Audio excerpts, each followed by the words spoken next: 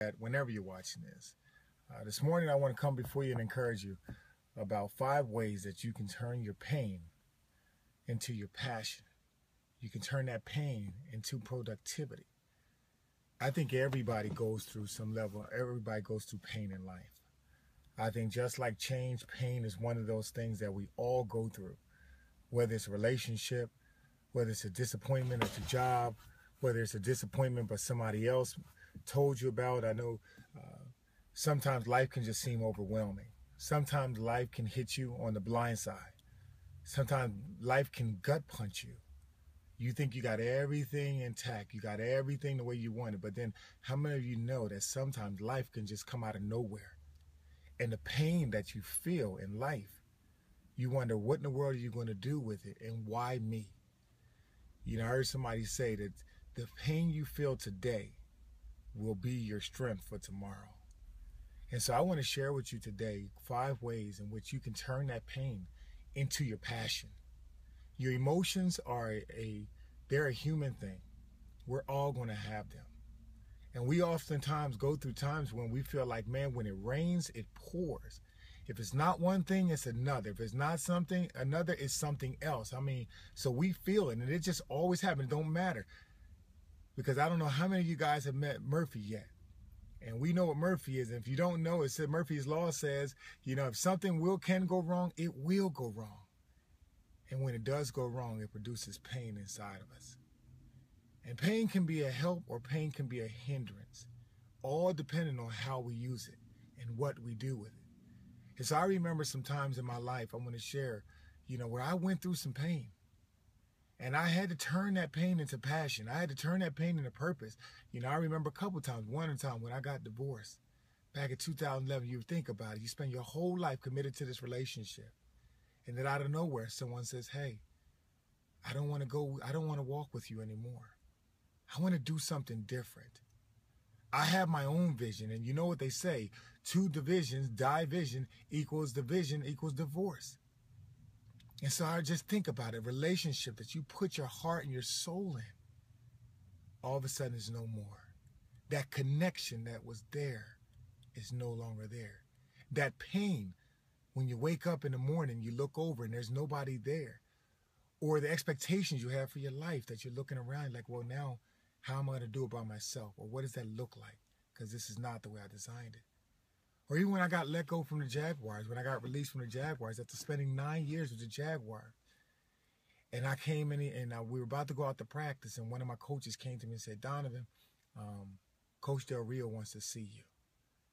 And I remember taking that long walk down the hallway and sitting before him. He said, you know, we're going to let you go. The pain that I felt to know that, you know what, I've given everything I have, my dreams, my goals, and now all of a sudden, they feel like at the time they're being crushed. And so I'm sure, I mean, since then, man, I've had so many things. I think every day, I think there's some amount of pain that I'm dealing with one way or the other. But reason why I'm coming to you today, because I want to encourage you, man, how to turn that pain into passion, how to turn that pain into purpose. Because at the end of the day, we all go through it. You know, there's times in your life when it felt like the rain that kept coming down, it felt like the rain of pain and all that, it felt like it was pounding on you. But one of the things I learned through life is that the rain is pouring down on me like a flower. And that means that it's helping me bloom. That rain that once brought me so much pain is now helping me blossom. It's now helping me do things in life, help people in life because of my perspective. And so I'm going to give you 5 ways that's going to help you when you turn that pain into passion and that productivity. Number 1, when you're going through it, man, I want you to actually experience the emotions. Experience the pain. See, emotions is one of the ways that we connect here on this earth. One of the biggest connections we have to things, to people, to places, to everything is our emotions. And we can feel one thing or the other. And so for you to go through pain, you want to actually feel the emotions with it. It's okay to go through it. It's okay to be happy. It's okay to be sad. It's okay to be upset. It's okay to cry, because at the end of the day, when you're going through your toughest time and you begin to cry, what that's doing is you're releasing that pain out of you. For some, it may be writing. You're releasing it. Others, it may be singing, releasing it. It may be talking to someone, you're releasing it. Others, it may be crying, releasing it. Or for some, it may be all the above. But it's a natural thing for us to do, because we were not meant and created to hold that stuff in. We were meant to release it. And so one of the ways to turn this purpose, turn this pain into passion, is to fully experience the emotions of it. It's okay. It's okay. There's several stages of grief that we all go through when we feel like we lose something. Some of those stages, are denial. Another stage within that is isolation. Another thing within there is bitterness. We get angry with the person or thing, whatever it is. Okay, we lose significance, we lose purpose, we lose a whole lot of things when we experience a lot of stuff when we lose something. But those emotions are totally natural. And so again, that's number one. Number two, the way you can turn your pain into purpose and passion is I want you to challenge your perspective. I talked last night on a motivational forum. If you didn't get it, go to the link up above from last night. And I talked about when you're at that crossroad in life. When you're at that crossroad in life, you can go one way or you can go the other way. You're facing a painful situation. You can go one way or you can go another way. And one of the greatest things to do whenever you're facing any stressful situation or painful situation is to ask yourself questions. You see, a natural phenomenon, a natural thing, part of our body is we have what we call, when we find ourselves in a stressful situation, is fight or flight. And we've all been there. It causes us to shut down, or it causes us to run, or it causes us to fight back. And so what counters that, and one of the things I want you to challenge your perspective, is because when you ask yourself a question, it actually minimizes and lessens that cortisol level, that stress level, that fight level, and allows you to start to figure out and be productive. Figuring out an answer to a question that you ask yourself. What do I need to do with this? How can I get better from this? What is this thing teaching me? And what is the situation that I want? And what am I willing to do to get the situation I want? And what am I willing to do to no longer get the situation that I don't want? And so at the end of the day, challenging your perspective. It doesn't mean that you're wrong. It doesn't mean that you're blaming yourself. It just means at the end of the day, when you're experiencing the most pain you are, challenge that perspective. Because how many of you know that your mind will start to feed you all these answers or reasons of why you're feeling what you're doing and why you're feeling what you're feeling, why the situation is what it is. And sometimes it can feed you the wrong information. And so I've been there, I've done that. And so number two is I want you to challenge your perspective. Number three, surround yourself with the right people. Surround yourself with the right people. Man, I was talking to a good friend of mine. And again, my prayers continue to go out for all those people that have lost things in a hurricane, lost things at a period. I was talking to a good friend of mine, and he said, you know what, Donovan, I'm having a Job-type moment. And if you're not familiar with Job was a person that lived over thousands of years ago, and the Bible counts his life. And he says, you know what, on one day, he lost all his children. He lost his house. He lost his cattle. He lost everything he owned, everything he valued. He lost it. And he lost it so much because it came to him at a point, and it really tested his patience. It tested his commitment. It tested what he thought. It tested his belief system. But in the end, the story goes to say that through all of it, he began to ask some questions. He began to learn some things about himself. And he also began to have a new perspective. And then the great news at the end is that everything he lost, he received double. But one of the things in that story, it talked about Job had some friends around him.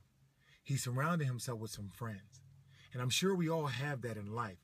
You know, the account talks about one friend who basically blamed him and said, you know what? This is happening to you, man. I told you it's going to come back to get you. How many of you guys got one of those friends, right? You know, it's like they glory, they glory when you're going through your most toughest times. And then you had another friend that said, you know what, man, he's questioning, his faith. Like, you know what, at the end of the day, God lost, he left you. He started blaming him. He just started speaking ignorant. Then you had another friend. And this other friend says, you know what, remain open. Trust in this situation that things are working out and that you may not understand why. But it'd be okay with you not understanding why it is the way it is. And so at the end of the day, I tell you, you got to have the right people around you. Who's speaking into your life over the pain that you feel? Because in order for you to turn that pain into passion, you have to have the right people.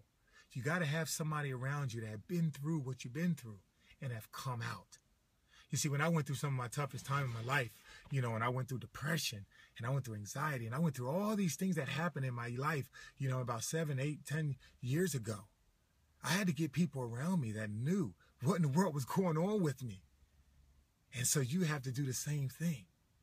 You see, I'm not ashamed of the things I went through, because what I went through is what we call life. But it's not just about going through it, but it's about coming out. And you come out when you challenge that perspective. You come out when you experience the emotions. And you also come out when you surround yourself with the right people. And the last thing, and then the fourth thing, that you want to do is you want to monitor your mindset. Monitor your mindset. You want to stay positive. Stay positive. You know what they say? 70% of the thoughts that we have every day are negative.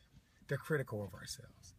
And so by nature, just naturally, because we live in a society and because we live in a fallen situation where at the end of the day, man, we're going to be so darn critical even of ourselves that it's really easy to go negative. It's really easy to define it. But that's why I said remain open. Remain open basically says at the end of the day, I may not know everything that's going on, and I'm going to refuse to define it as this negative situation. Remember I said earlier, when we go through when life seems to be hitting us, and it seems like it's pounding on our head, we can learn the lesson that that same rain that's pounding on our head is actually helping us to bloom. It's helping us grow, only if we're able to see it. And so staying positive, which basically is saying, asking yourself those questions. What lesson is this teaching me? What can I learn from this? What can I grow from this? I shared a story last night, about somebody I had taking care of some of my finances, man. They basically did me dirty. They did me wrong, man. They did me wrong. I went from having to pay $5,000 on certain taxes, man, to all of a sudden a couple of years later, because something wasn't done, and I take personal responsibility for my lack of oversight. I had to come back and pay $20-some thousand for the same thing that cost $5,000. Can you talk about pain? Yeah, that hurt. But I learned something from it.